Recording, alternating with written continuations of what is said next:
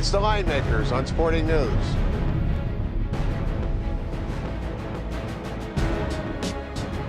Game 2 of the NBA Finals. The Heat, now an underdog to win the series. Spurs minus $1.25 favorite. Welcome to the Linemakers on Sporting News. I'm Micah Roberts with Rick Karen.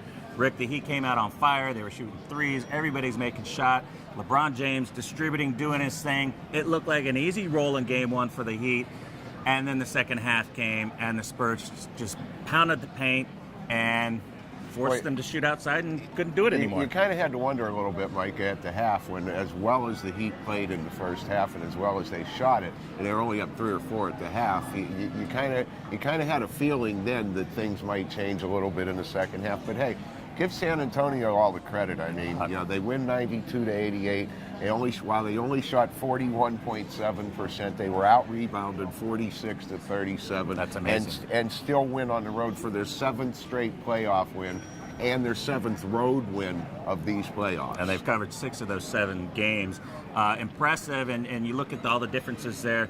Not shooting well, getting out-rebounded, but yet the turnovers. Four turnovers. Amazing. Tony Spurs. Parker was amazing, especially down the stretch, but no turnovers at all. Put up 21 points out there. And the Spurs dictate, they played their game. They didn't, they fell behind a little bit, but they stayed with it. And that's the mark of a champion. These guys all got rings on their finger, more than anybody on the Miami Heat have. And it showed in this Game 1, 9-game layoff or not, they came to play. And now they got to respond in Game 2, and that's been a tough spot for teams after they beat the Heat, isn't it? Well, the Heat have won 10 straight games after a loss back to January. They've won 4 in the playoffs, covered all 4 of them easily. The closest game was 11 after a loss. But you're looking at a Miami team that, remember, they lost Game 1 last year to the Thunder and then swept them.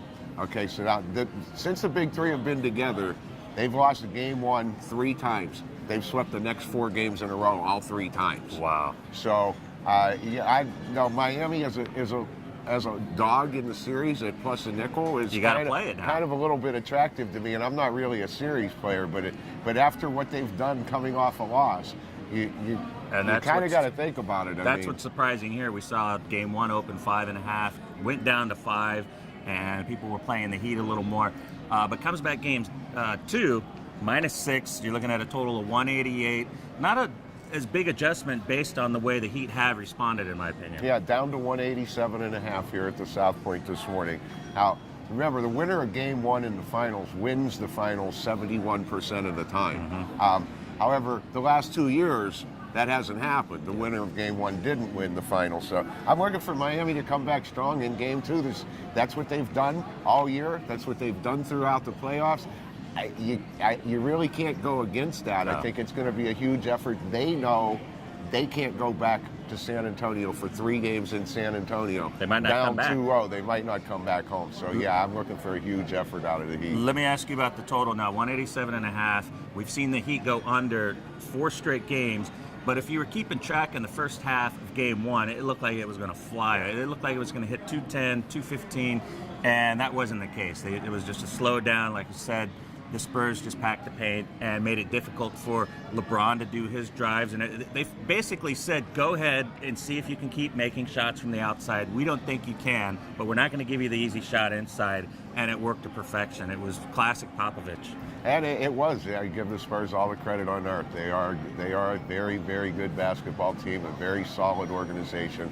Pace of play, I think Miami likes it this way. I think they want to run it up and down the floor. I can't play the under with a slight adjustment to down to 187.5. I still have to play the over in Game 2. Yeah, it looks like a play. We need to see the first half Dwayne Wade, not the second half. We need to see LeBron James quit trying to be the maestro and orchestrator. 18 points, 18. Yeah, he's dishing the ball around and the guys assists. are hitting the outside shots, but I think he was a little too passive trying to get everybody else involved. He'll be more aggressive. Yes. What do you say over/under on points? 34? I mean, that's not going to be the number, but that's a number that I think he'll approach. Right, I agree. I'd say at least 30. So. All right, we're jumping back on the wagon with the same thing. We're going Heat, laying the 6, and we're going to go over the point total. And we recommend taking the Heat right now, plus 105 to win the series. Thanks for watching.